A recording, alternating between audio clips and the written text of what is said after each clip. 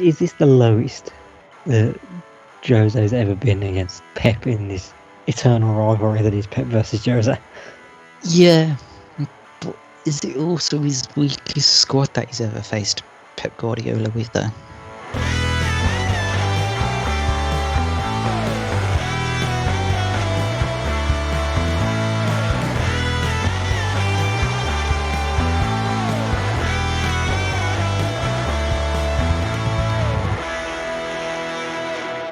Hello and welcome back to Off the Crossbar podcast with myself, Regan, Walsh, and my co-presenter, as always, Bradley Morris. How are you on this chilly Thursday afternoon, Brad? I have to say, these senses of deja vu are becoming a lot more normal for us. Yes. I know they say deja vu is something that you think's happened but hasn't actually happened, but this definitely feels like it's already happened for us. But nevertheless, we have a full slate of Premier League fixtures to look forward to this weekend. We've got some women's football to talk about and a brief recap on the FA Cup action, as well as our favourite game, Guess This Squad. All that and more to come on this episode. We are doing it that much, we recorded it twice. Yes, that's how much we love this episode. Doesn't piss me off in the slightest. So starting off this weekend at 12:30 at the King Power Stadium is Leicester City versus Liverpool. You got to say this is a must-win game for Jurgen Klopp's side if they want to maintain a push for the top four and put pressure on Manchester United and Manchester City. They're definitely in danger of catastrophically falling away from the title race. Yeah. I mean, if they lose and other results go against them this weekend, they could be as low as 6th and level on points with Everton if will just be ahead of them by goal difference, which is not something they will want to see happen after a year of winning the title, is it? It's almost the worst thing that could possibly happen. But obviously they're going into this week under more difficult circumstances for obvious reasons. Yeah. So if you haven't seen the news, which would be a shock, it was announced the other day that Jurgen Klopp's mother had passed away at the back end of January due to COVID-19. We send our thoughts and wishes to the whole family, and he will be unable to attend his mother's funeral due to travel restrictions from the United Kingdom to Germany. Considering it was about 2-3 weeks ago now, he seems to have held it well together, but let's see how long it affects him in the long run. But on the pitch is where they've had the problems in recent weeks. I mean, they've lost their last two games, 1-0 to Manchester, 1-0 to Brighton and Hove Albion, and 4-1 to Manchester City on Sunday just gone. And they haven't really, I don't know, there's just something missing with them this time around compared to last year. The defence is weak, admittedly Completely broken. Through no fault of their own. Their midfield is dead. There's no energy to it. And that is from their own doing because they're playing them all as centre-backs. Yeah. And their attack, for some reason, just don't score. Apart from Mo Salah. Yeah, that's just despairing. But on the other hand, Leicester are looking really good this season. They drew their last league game against Wolverhampton Wanderers 0-0 and beat Fulham a few days before 2-0, and they won late last night in the FA Cup against Brighton and Hove Albion. Real question though is, which could be a possible doubt, is youngster James Justin, who has been in phenomenal form for him this season. He went off with a knee injury, but we don't know the severity of it yet. It did look quite bad though when he did go off. Yeah, we're seeing it in real time. Actually, his knee jarred a little bit. Gruesome. Yeah, it's not really nice. So hopefully he's not out for too long, because he has been probably one of their best players this season, and he seems to finally be getting the recognition that he deserves for how well he's been in that Leicester squad. They've also allowed Jamie Vardy to come back as well, so if he can continue how he was performing prior to his injury, it could be a real problem for Liverpool defensively. For me, I think this has got a Leicester win written all over it, and I think it's going to be hard for Jurgen Klopp's side to go to the King Power and try and get something out of them. Elsewhere on Saturday in the 5:30 kickoff, Pep Guardiola takes on Jose Mourinho and Tottenham Hotspur. Man City come into this game on the back of 15 straight wins, which is the Premier League record, and they just look absolutely flying at the minute, while Spurs on the other hand have had an up and down season.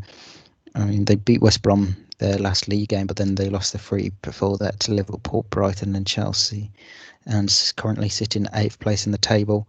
You got to say this could be an easy win for Pep Guardiola's side. Well, forget Guardiola for a second. If there's any time for the Jose special to return, I mean, yeah, you could expect a Jose special, but I don't know. I just don't see it happen. I think this Man City team is too good, and is this the lowest that Jose's ever been against Pep in this, eternal rivalry that is Pep versus Jose? Yeah, but is it also his weakest squad that he's ever faced Pep Guardiola with, though? That's very harsh question. On Davinson Sanchez. I mean, let's not forget Eric Dyer, Christ. Yeah, but the way he gets into that team is just because he can speak Portuguese, if you remember from the documentary. Wouldn't you want a multilingual centre-back? I would want someone that can actually play centre-back, rather than Eric Dyer there at the minute. But for me, I think this is a comfortable City win, and I don't think anything's going to stop them from rampaging onto another title, unless it's their own undoing. Elsewhere in the Premier League this weekend, on Sunday afternoon at 4:30, there is the game at the Emirates Stadium between Mikel Arteta's Arsenal and Leeds United. Arsenal will be without Kieran Tierney and Thomas Partey for this one due to injuries. Not really the best of signs for them, but for me, I think this is an easy Leeds win. I don't know about yourself on this one. Because it was a good thing we recorded again, because we didn't have that news earlier. No.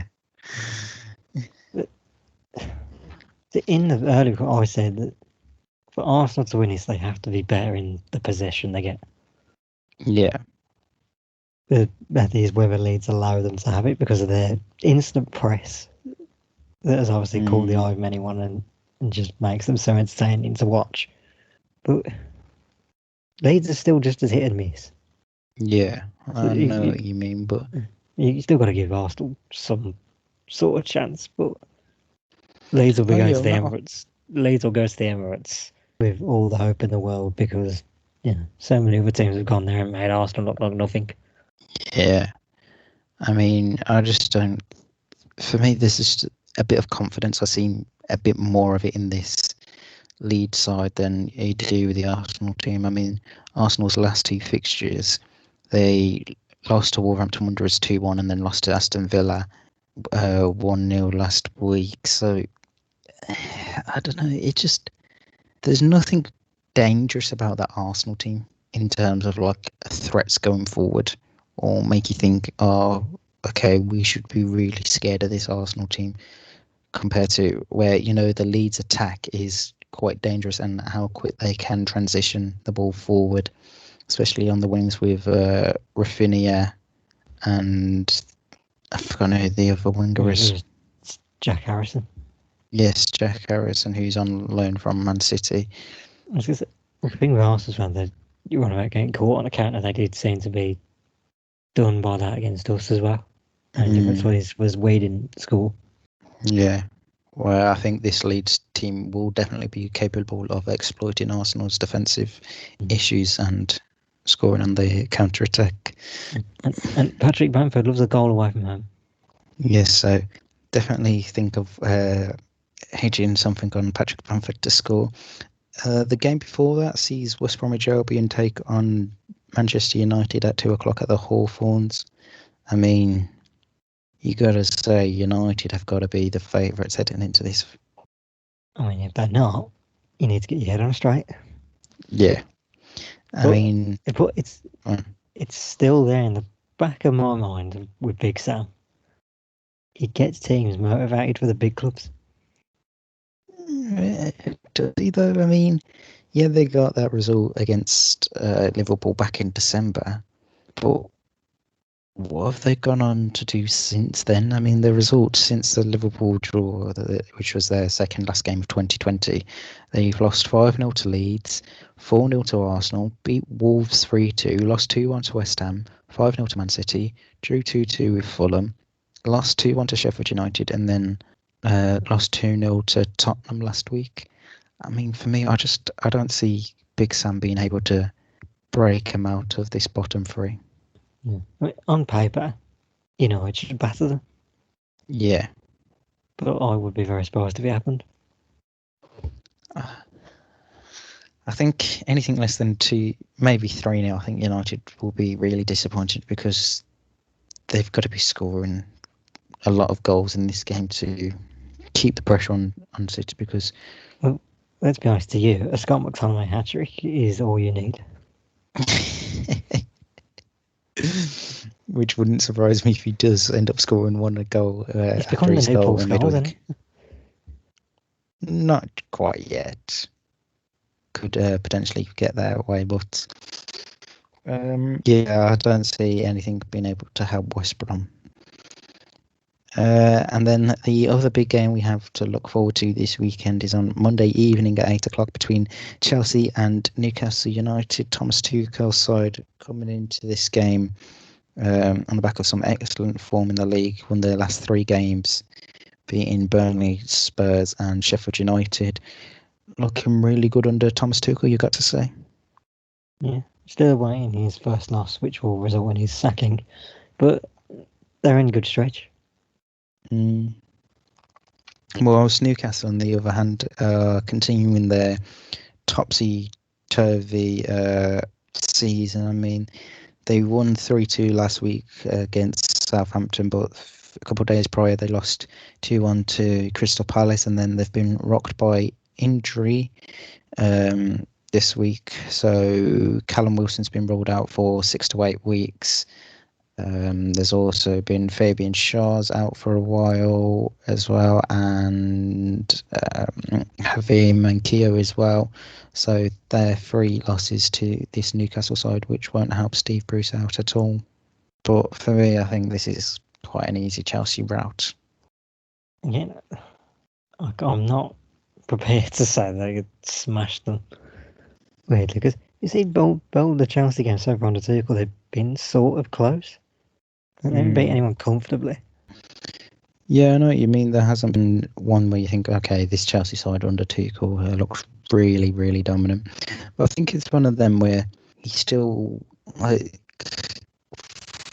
this will be his 5th league game now under them. So I think maybe the next 2-3 weeks will probably see him put aside away properly. I mean, after this Newcastle game, they face Southampton, which is, I mean, you never know what Southampton side is going to come up. But then after that, they've got 4 really hard matches. Because after Southampton, they play Man United at home, Everton at home, then they travel to Leeds, and then they finish March off with a game against Liverpool. So that's a hard spell coming up after the next 2. Definitely the proper tests for Mr. Tuchel there. Yeah. It should be interesting to see how he gets on. Elsewhere in the Premier League this weekend, the earlier game on Monday evening sees David Moyes' West Ham play hosted bottom of the table Sheffield United. Again, results going their way. West Ham could leapfrog Liverpool up into 4th for the time being, before obviously Chelsea can overtake them later on. Everton play Fulham on Sunday evening at 7 o'clock. And this early kick-off on Sunday sees Southampton take on Wolverhampton Wanderers, and then the other games on Saturday, the 3 o'clockers is Crystal Palace versus Burnley, and then the 8 o'clock kickoff is Brighton and Hove Albion versus Aston Villa. So some good fixtures to look forward to this weekend, and it was going to be interesting to see what happens towards the top of the table, as we could see quite a lot of change from second downwards. Right, on to some women's football now. We had some action last night for us day of recording, so Brighton beat West Ham United 1-0 thanks to an Aileen Whelan goal in the 31st minute, again from a set-piece play similar to the goal against Chelsea at the weekend. And Chelsea ran out 3-0 winners against Arsenal, a Pernilla Hard brace and Fran Kirby with the goal in the 90th minute to seal the 3 points for Emma Hayes' side. There was 2 games called off as well. They were Tottenham versus Bristol City and Aston Villa versus Birmingham City due to frozen pitches. And then we still have some more fixtures to look forward to this weekend. So on Friday, today for the listeners, Manchester City play Manchester United at 7 o'clock on BT Sport 2. And then on Sunday, Arsenal play Aston Villa, Bristol City play Chelsea, and Reading face Everton this weekend. So they are some good fixtures to look forward to. Hopefully they all stay on and go ahead, but you never know with the adverse weather that is set to be planned for, not planned, weather can't be planned, but is allegedly set to come this weekend across the United Kingdom. I know you put yourself in high esteem, but you're not God. I mean, I'm not that good to plan the weather. Right. On to the Predictions League now, which I'll hand over to you to lead us out with. Yeah. Another pretty interesting week of games, I think we could say, for this week. Mm-hmm. And the Premier League, obviously, is delivering in that as well. So, for number 1, we have Leicester and Liverpool. I think it's going to be a close game. But I think that forward line of Leicester's is just going to beat that Liverpool defensive four just about, and I'm going to go with a 2-1 Leicester win. Last time they played, I know Liverpool smashed them, and we were all expecting a draw. But I'm still going to go with that draw and say 1-1. Okay. So we've gone to Pep Jose, Man City Spurs. I think this is going to be an easy City win. I just don't see. They just look formidable at this minute in time, and that's why I'm going to go with 3-1 to Man City. I would say 2-0 to Man City. Fair enough. And third game, final one of the Premier League. I said I wouldn't put them in the Predictions League ever again, and yet here we are, Arsenal and Leeds. Well, like I was saying in a lot of the preview talking about it. For me, I think Leeds are going to definitely be the favourite here, and I'm going to say Leeds win 2-0. Well, with the prediction I make right now, we can officially say, if the opposite happens of what I predict right now, then Leeds will never be in Predictions League ever again. They will win 2-1. Okay. Right, on to our 3 foreign games now. Or European games, not foreign, European. We'll go to Germany and Italy for the 3 games this week. First one, Germany. I guess we can say struggling Borussia Dortmund versus Hoffenheim. I know, like you said, Dortmund have been struggling, but I don't think it will help them anytime soon, and I think I want to go with a Desmond, aka 2-2. And I'll go for a draw as well. I'll say 1-1. Okay, and over to Italy now. To Italia we go.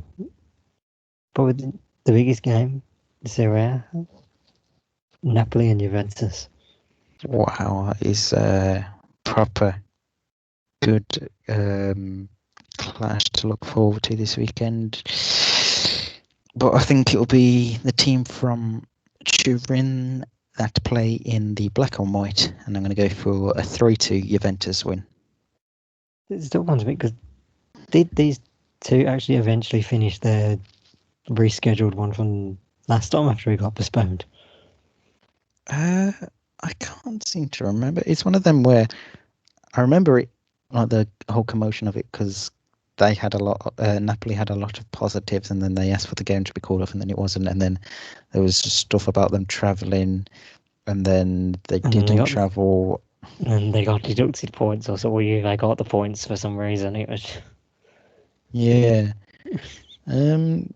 Just having a quick look now. No, the game hasn't been played as of yet. So this would be the first time since that. Yes, since that incident back in October. It was the end of October. The most about in Napoli then. But I still say Juventus have too much for them. And big Cristiano goes off. And it ends 2-0 Juventus. By going off, you mean he performs really well, not he goes off the pitch? Maybe he can do both. Well, true. I mean, he could go off in a way, but we're not going to go. Yes, and Andrea Pirlo hasn't been afraid to substitute him off this season. Let's say that for sure. And the final, exactly, and the final game for this weekend. We travel to Milan, but not for the league leaders. And we're not physically tired. We're not actually travelling to Milan. Okay, you can get to Dubai. Oh no, but you can't get to Milan. Inter versus Lazio. Ooh, it's very interesting to look forward to. I'm going to go and side with Antonio Conte's side here and go 2-0 to Inter Milan. I also go Inter, but I say 2-1. Okay. There's one game where we've gone the opposite. Leicester Liverpool. I've gone for a Leicester win. You've gone for a draw. But apart from that, we've gone quite similar this weekend. We've all gone for the game. You just got to hope you get the perfect scores then.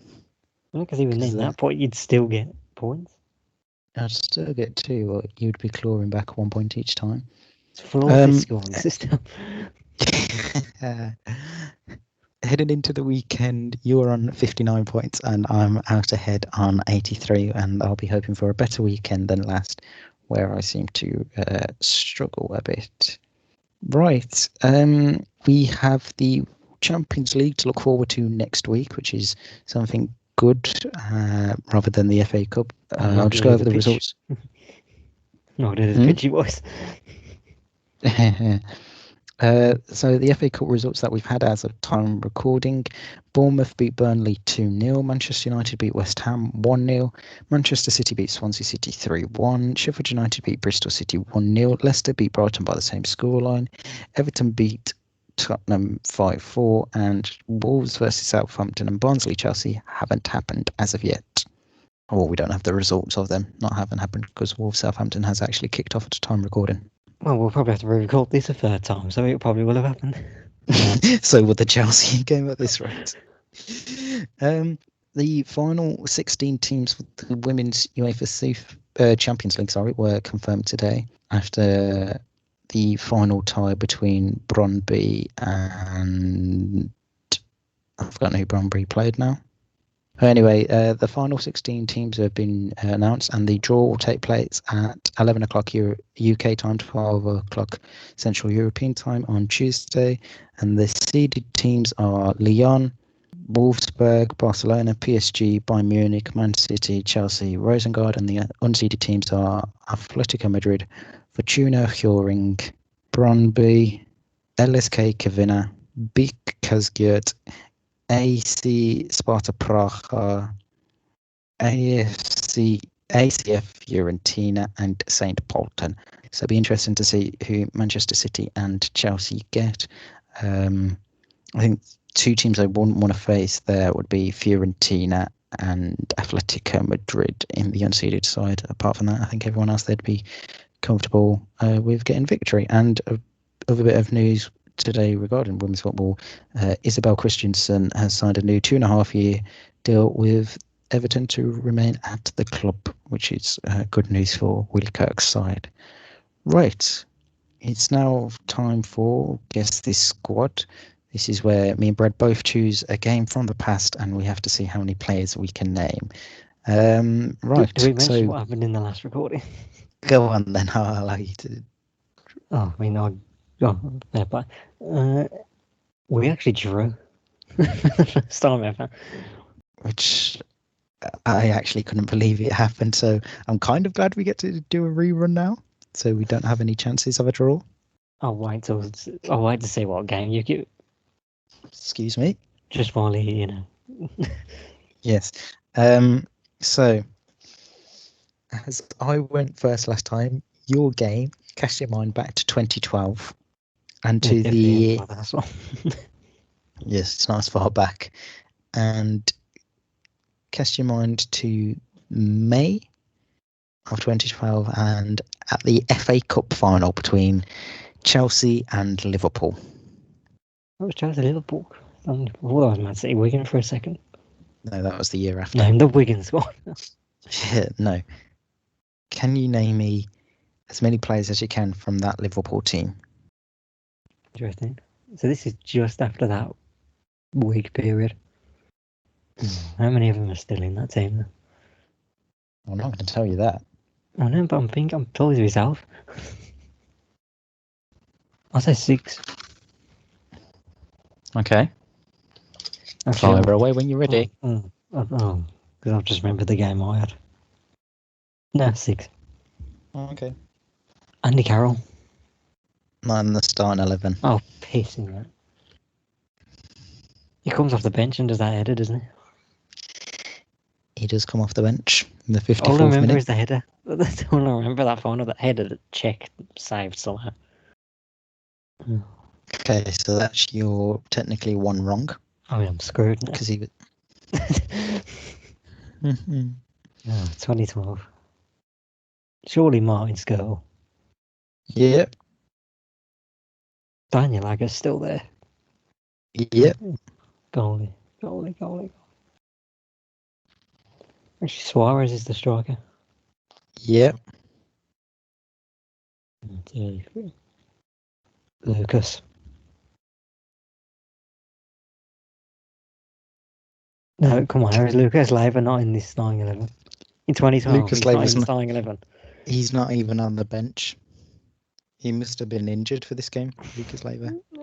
So that's you done after 3.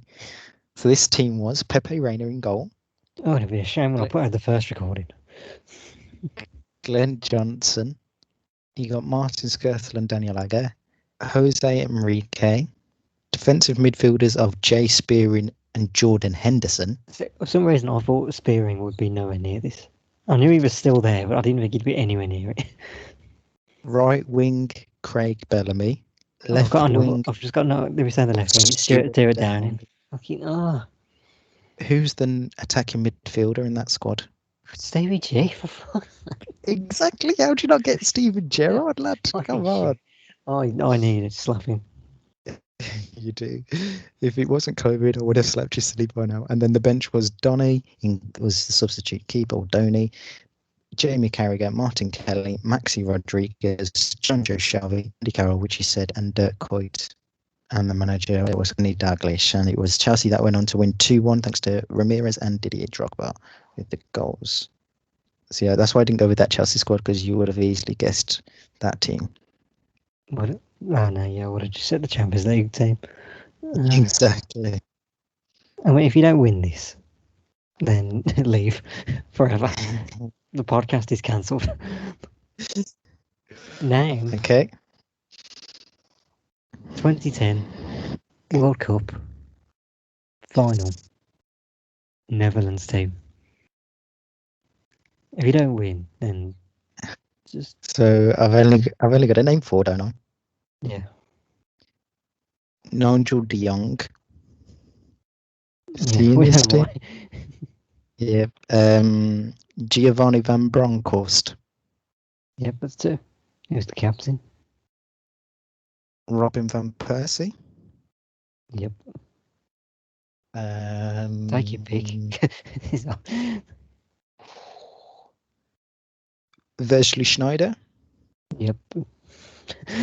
Yep, you win. Right, keep going. Might as well. Dirk Kuyt. Interestingly, yes.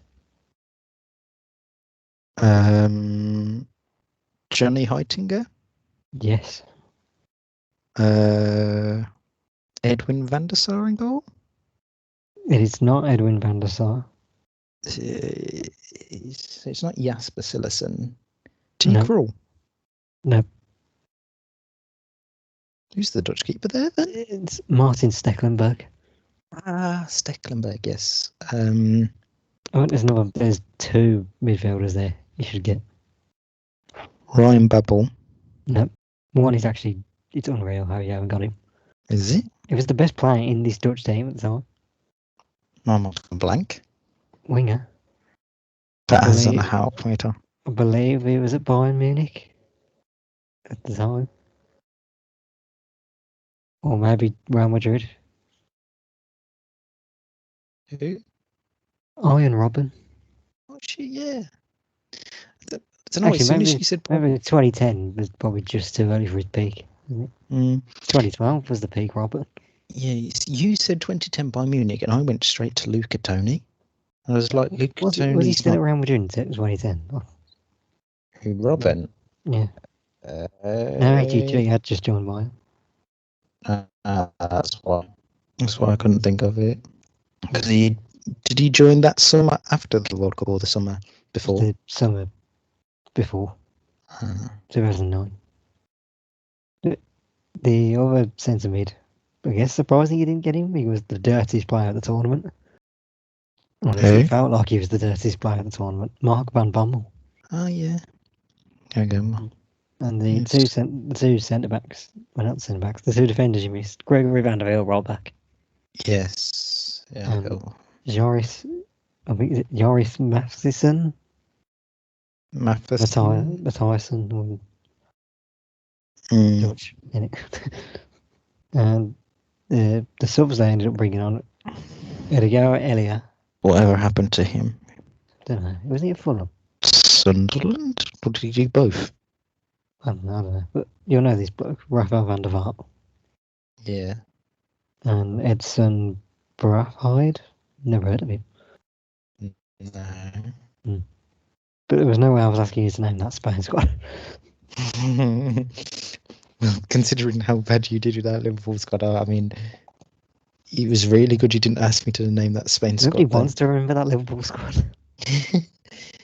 That's why I thought, because I initially went with the 2009 FA Cup final, and I was like, nah, I think that would be too easy for you. So I went, you know what, that 2012 Liverpool team is quite obscure, and I didn't know whether you'd think of Luis Suarez, because him and Andy Carroll had joined that previous deadline day, wasn't it? Did they join January deadline day? They did. Yeah. Or was it or had they been there a year? I swear that was a year before. Yeah, they did. It was the year before they joined, January before they joined. So they'd been there just over a year. I didn't know whether you'd be able to get both of them. The fact you forgot Steven Gerrard. I wasn't thinking. Absolutely mind-boggling. Right, that is the end of the show. We'll be back at the start of next week to wrap up all the talking points from this weekend's action in the Premier League, the WSL, and anything else that happens in the world of football, and anything else that happens. And let's have a look back at our predictions, and we'll also look into the English sides getting on in the Champions League, which I don't know whether any English teams are playing next week. I can't remember in the Champions League. You'd think there would be. So we've got Leipzig versus Liverpool on Tuesday. It's the only one. It's the following week where we got Man City and Chelsea playing. But until our show at the start of next week, whatever you're doing, stay safe, stay home, stay warm, and we'll see you then. Until then, it's goodbye from me and goodbye from my co-presenter Brad. How the hell did I get Steven Gerrard wrong? How'd you forget Pepe Reina as well? That's your biggest issue with this. Well, you said the Steven Gerrard one, but Jesus Christ, that was a poor performance from yourself there. Anyway, until this episode's not going out. It's the last one. Until then, we'll see you soon. Goodbye.